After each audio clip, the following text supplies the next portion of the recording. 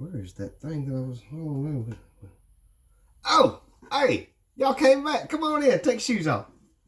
I'll update you on this here brick house, what I've been doing. See, I done cut the hole in the side right there. Remember I told you to get your ruler, go across here, find the center, mark your center, and then get you a little template like this, a double wide, line that little mark up right there with your center, and then scribe around it and cut her out. Now I cut this thing out with this saw right here. It works real quick, fast, in a hurry. Get that from Harbor Freight. I think that was like $3. It works good. All right. So the box is done. Almost. Still got to clean it up. Y'all remember this critter? The 45-degree angle, the heel? Well, I glued it to my neck blank. Looks all right. We're getting there. Next thing I did is I cut me a little groove right there, which is the same thickness as the box is right here. So when I set it in the box, I can move that boy up and down. And I can adjust this thing to where I get my neck angle, which is a drop off back there. You don't want it that steep, but you get that neck angle right, and then you can adjust the front to stop at the top of the box. Now, I know this is 1/8 of an inch because I measured it twice. So I come down here and I measured down 1/8 of an inch. And I measured in 4.5 inches. And I just made a mark at the top. I didn't take anything from here. So this would have been straight across. But then when you make your mark there, you just take you a saw, like this critter, again, Harbor Freight, and you cut that off. Then, because this is a little bit stiffer, I use this here miter saw. I told you the whole miter set was like, oh, I looked today, they like $9 at Harbor Freight. But you make you a series of cuts like that, about 1/8 of an inch thick, and then you take something pointy. I got a chisel with a rasp on it. You can use a flathead screwdriver. But you take that boy and you stick him inside them slots right there, and you twist real hard, and it breaks pieces off. And eventually, you'll have nothing left in there. Don't do that standing up like this. You will stab yourself. But when you get done, when this neck goes in this box, and I'll show you if I can, right up in there, you can see where that neck is not gonna touch that box when I get done. And you don't want it to touch the box. You want the box to be supported at the end and at the end. You don't want anything in here because you want the box to vibrate and resonate. So when you put your sound hole in there, hadn't decided where to put it yet, when you do put your sound hole in there, in acoustic, it'll make some noise in the room. It won't be real loud, it's a cigar box. But I'm thinking about using that for a sound hole. Now that's a sink drain catcher bob for your bathroom sink. It just pops in your sink, cut you a hole, drop that boy in there. But the next thing I did on this neck was I told you, you measure down about 1/8 of an inch. So your tuners will fit in there. They have plenty of pegs sticking out so you can wind your strings.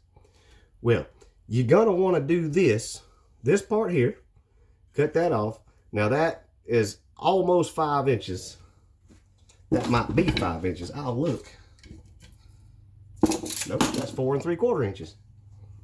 Anything over 4 inches is gonna be good for your headstock. But this is what I wanted to point out. Go ahead and mark your tuner holes and drill them things out before you shape the neck. There's nothing worse than doing all this work and then drilling these holes and having all them booger burrs right there. That's a lot of work. You don't want to go backwards. But when you are drilling your tuner holes, use one of these things right here. That is a Brad Point bit. Those things are awesome. Or, these are a little more expensive. That's a Forstner bit. Those things work really good. They cut good clean holes. There's nothing better to cut a hole in the top of your cigar box with than a Forstner bit, in my opinion. But you don't have to break the bank either. Like I said, Harbor Freight. You can get a whole set of these things for $40, and it's a big wide range of sizes. Ooh, look at this. Look at that. Ain't that pretty? Lawsy. That's pretty. That's gonna look good with that brick house.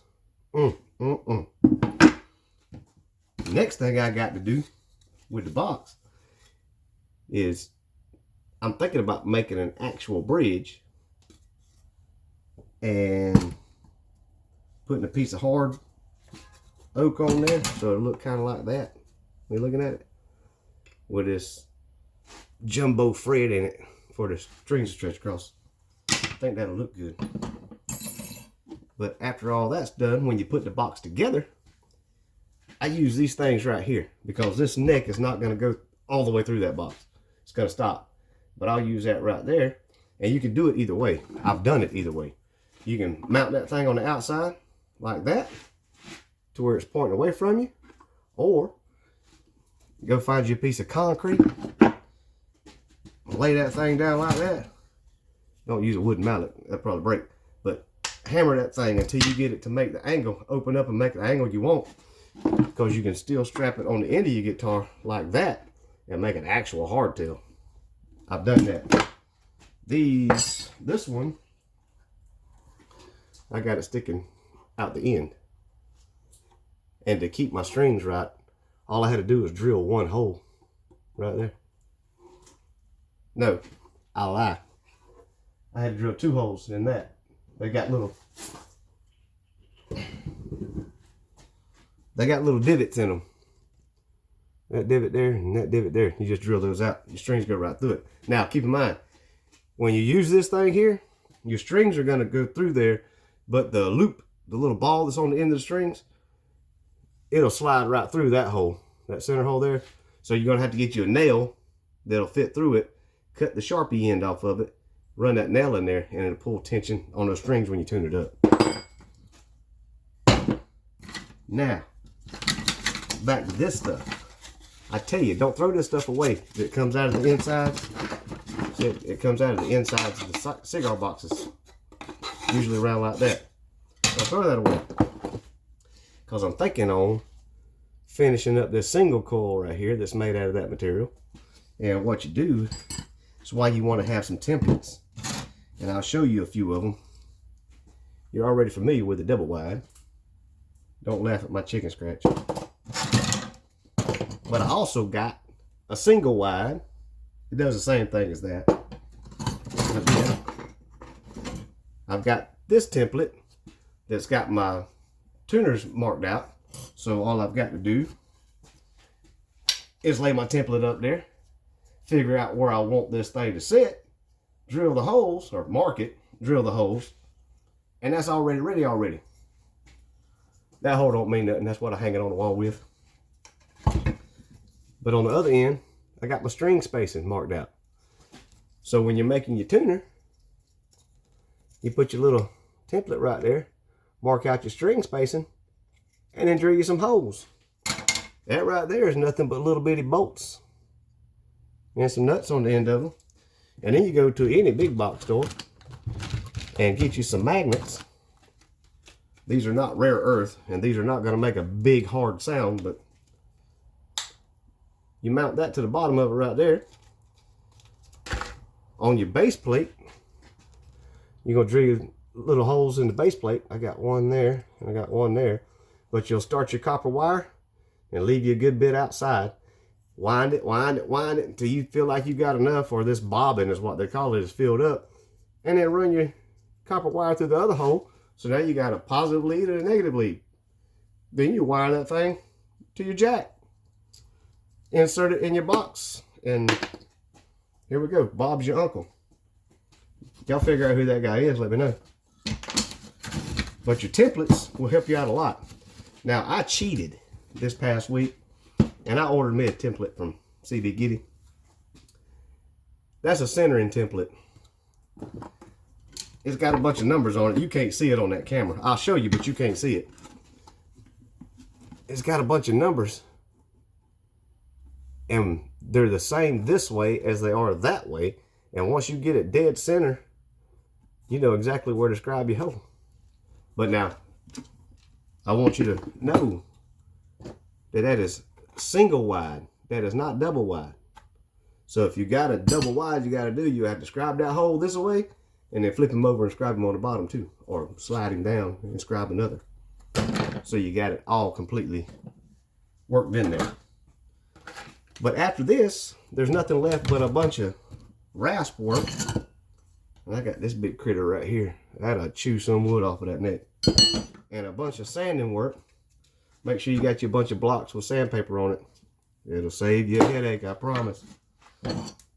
Bunch of file work. And while you're getting files, now these are real cheap files.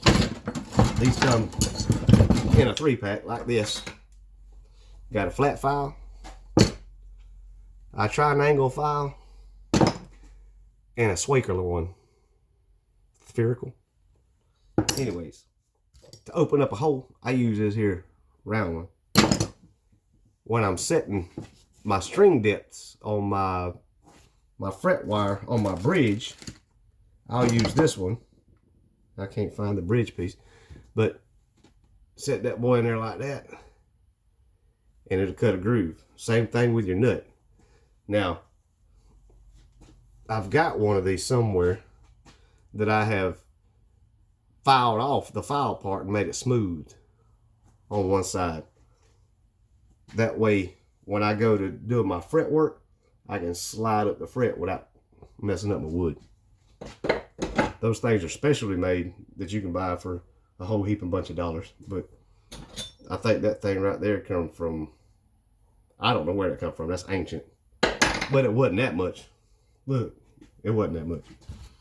But that's where we're at. Next time, I'm going to show you this thing put together.